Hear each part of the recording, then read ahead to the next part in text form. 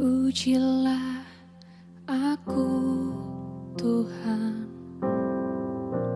Cobalah aku, Tuhan.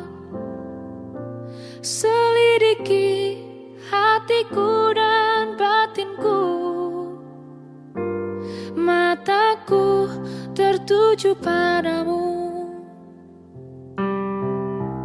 Aku cinta padamu, Tuhan. Aku rindu hadirat-Mu, Tuhan.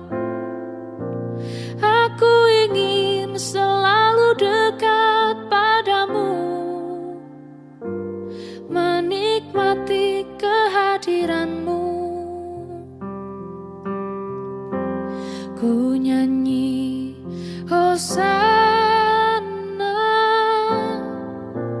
bagi Rajaku yang duduk di tahta.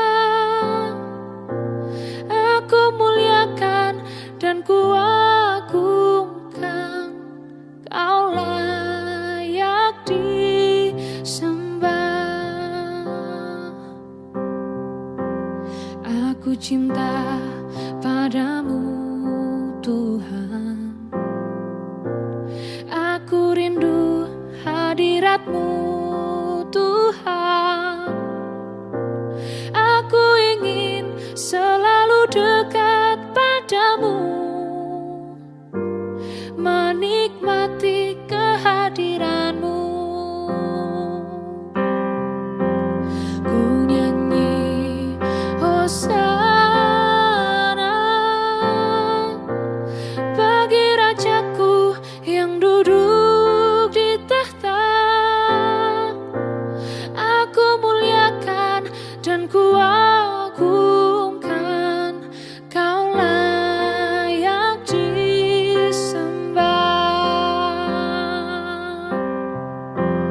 Ku nyanyi Hosana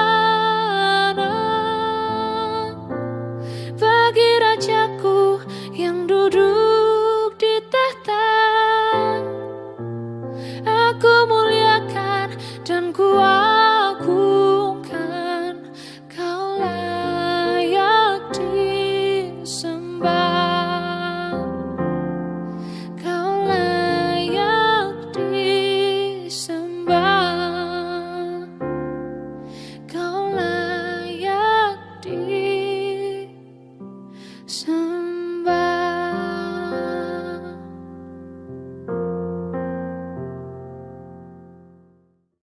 Selamat pagi bagi kita sekalian, salam sejahtera. Saudaraku yang kekasih, kita sudah bangun, kita akan beraktivitas. Namun sebelumnya kita akan merenungkan firman Tuhan. Kita berdoa. Bapa dalam surga, terima kasih karena kami sudah bangun. Kami akan beraktivitas. Namun sebelumnya kami akan merenungkan firman-Mu. Berkati hamba-Mu, juga berkati kami yang mendengarkan firman-Mu. Dalam nama Tuhan Yesus kami berdoa. Amin. Saudaraku yang kekasih, Yesaya pasal 38 ayat 17 merupakan renungan kita pagi ini. Demikian firman Tuhan. Sesungguhnya penderitaan yang pahit menjadi keselamatan bagiku. Engkaulah yang mencegah jiwaku dari lubang kebinasaan, sebab Engkau telah melemparkan segala dosaku jauh dari hadapan-Mu. Saudaraku yang kekasih, Raja Hizkia pada saat itu ada dua hal yang diperhadapkan kepada dia. Pertama ialah kerajaannya dikuasai oleh kerajaan Asyur. Yang kedua ialah dirinya sakit yang parah. Bahkan penyakitnya itu tidak lama lagi akan merenggut nyawanya. Nah, oleh karena itu saudaraku yang kekasih, tentunya kedua persoalan itu membawa suatu pemikiran yang rumit dalam kehidupannya. Bahkan Nabi Yesaya sendiri mengatakan kepada Hizkia bahwa Tuhan akan segera merenggut nyawanya atau mencabut nyawanya. Dia akan segera mati dalam kehidupannya sebagai raja. Dia mati, juga bangsa Tuhan tetap dikuasai oleh Asyur. Tentunya itu pergumulan yang berat, saudara. Persoalan yang berat dan tidak gampang untuk memecahkannya. Karena apa? Karena waktu dia sakit juga tidak akan sanggup berpikir banyak. Apalagi dikatakan dia akan mati. Sementara kerajaannya masih porak-poranda oleh kekuasaan bangsa yang lain. Namun saudaraku yang kekasih, apa yang dikatakan oleh Nabi Yesaya itu bukan membuat dia ciut. Bukan membuat dia gundah gulana. Bukan membuat dia frustrasi. Bukan membuat dia takut. Tetapi sepenuhnya dia serahkan hidupnya dan kehidupannya kepada Tuhan. Maka Raja Hizkia menempelkan dirinya ke tembok, ke dinding, sambil berdoa meminta pengampunan kepada Tuhan dan menyadari segala perbuatannya yang tidak benar di mata Tuhan. Menyadari perbuatannya dalam dia menjalankan aktivitasnya sebagai pemimpin, sebagai raja, juga sebagai pemimpin agama, yang selama ini mungkin banyak hal-hal yang dia lakukan yang tidak benar di mata Tuhan. Dia sadar dan sesadar-sadarnya. Saudaraku yang kekasih, ternyata lewat kesadarannya itu, Tuhan mendengarkan permohonannya. Tuhan mendengarkan doanya. Maka Tuhan berbelas kasihan kepada Hizkia. Tuhan kembali menyatakan kepada Nabi Yesaya, katakan kepada Hizkia, aku sudah mendengarkan ungkapan-ungkapan keluh kesahnya dan juga ungkapan-ungkapan kesadarannya. Artinya saudara, Hizkia meminta ampun kepada Tuhan. Dan dia akan menjalankan seluruh aktivitas yang dikehendaki oleh Tuhan. Maka Tuhan mengatakan, katakan kepada Hizkia, aku akan memperpanjang usianya 15 tahun. 3 replita. Dan juga aku akan mengalahkan seluruh musuh-musuhnya. Khususnya kerajaan Asyur akan lenyap daripada kerajaan Hizkia. Saudaraku yang kekasih, sungguh teramat indah apa yang dinyatakan oleh Tuhan lewat Nabi Yesaya. Maka dari itu, Hizkia tadi mengatakan bahwa sesungguhnya penderitaanku yang pahit menjadi keselamatan bagiku. Penderitaanku yang pahit menjadi keselamatan bagiku. Karena Tuhan membebaskan dirinya daripada lubang penderitaan.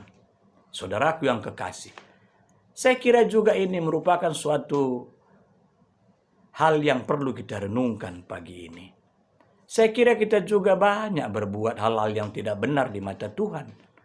Apalagi kita masih di awal-awal tahun 2022. Kita akan melangkah, ada 11 bulan di depan kita. Saudaraku yang kekasih, apakah kita sadar bahwa perbuatan-perbuatan kita mungkin selama ini tidak menyenangkan hati Tuhan? Pagi ini kita diingatkan untuk menyadari dan sadar-sadarnya agar kita dipanjangkan usia kita, dimurahkan rezeki kita, disehatkan jasmani kita, dan juga diberkati seluruh usaha kita. Kuncinya ialah kita percaya kepada Tuhan, kita menyerahkan hidup kita kepada Tuhan, dan kita juga harus setia menjalankan tugas tanggung jawab kita sebagai warga gereja. Jangan kita merasa nyaman dalam kehidupan ini sehingga kita melupakan tugas tanggung jawab kita. Kita akan memulai aktivitas gereja kita. Kita akan mulai dengan pekan penata layanan. Dan setelah itu kita akan mulai PJJ, mulai PA. Saudaraku yang kekasih, kita dituntut kembali untuk menyadari bahwa ke depan ini tidaklah seperti apa yang kita ramalkan dan kita bayangkan. Tetapi kita percaya bahwa Tuhan tidak pernah membiarkan kita dalam posisi kita di tengah-tengah situasi yang tidak menentu, yang belum jelas ini, tapi Tuhan menyatakan suatu kejelasan yang sungguh luar biasa. Maka dari itu saudara, kita harus juga menyatakan seperti apa yang dinyatakan oleh Raja Hizkia tadi. Dia katakan tadi bahwa Tuhan itu sesungguhnya dia mengangkat penderitaanku dan aku diluputkan daripada lubang kesusahanku. Ya benar bahwa Tuhan mengangkat dia, bahkan memberikan umur 15 tahun. Lebih daripada itu Tuhan juga mengalahkan musuhnya Asur yang selama ini menyerang dia. Saudaraku yang kekasih, musuh di depan kita justru juga semakin banyak. Tetapi kita percaya bahwa sepanjang kita setia dan percaya kepada Tuhan, musuh kita itu akan ditaklukkan. Nah, dituntut kita kebersamaan. Kebersamaan suami istri, orang tua anak, kebersamaan di tengah-tengah jemaat, mulai dari sektor kita hingga ke Runggun, bahkan ke Kelasis ini. Mari saudara, kita bergandengan tangan untuk kreatif menata lingkungan kehidupan kita sebagai warga gereja, agar dilihat oleh orang bahwa orang-orang percaya menunjukkan suatu lingkungan yang serasi, yang indah, yang nyaman dipandang mata. Bukan kita membuat lingkungan kita menjadi orang menyindir kita, mencibir kita. Tetapi lewat lingkungan hidup dan keluarga kita, orang akan memuliakan nama Tuhan. Selamat pagi, salam sehat, Tuhan memberkati saudara dan saya. Kita berdoa. Bapa di surga, terima kasih Tuhan. Pagi ini kami sudah merenungkan firman-Mu. Kami percaya bahwa firman-Mu ya dan amin.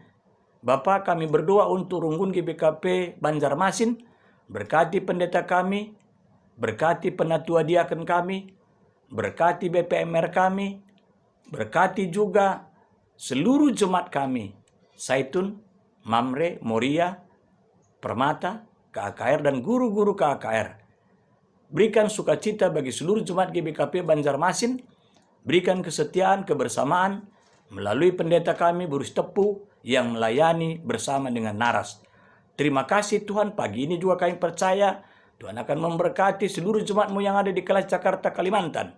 Berkati usaha mereka, tambahkan rezeki mereka, dan sukacitakan mereka dalam mempersiapkan diri untuk menyambut kegiatan-kegiatan gereja kami. Kami mulai dari pekan penata layanan, kami akan masuk PJJ, PA-PA yang diatur oleh runggun kami masing-masing. Dalam nama Tuhan Yesus kami berdoa. Amin.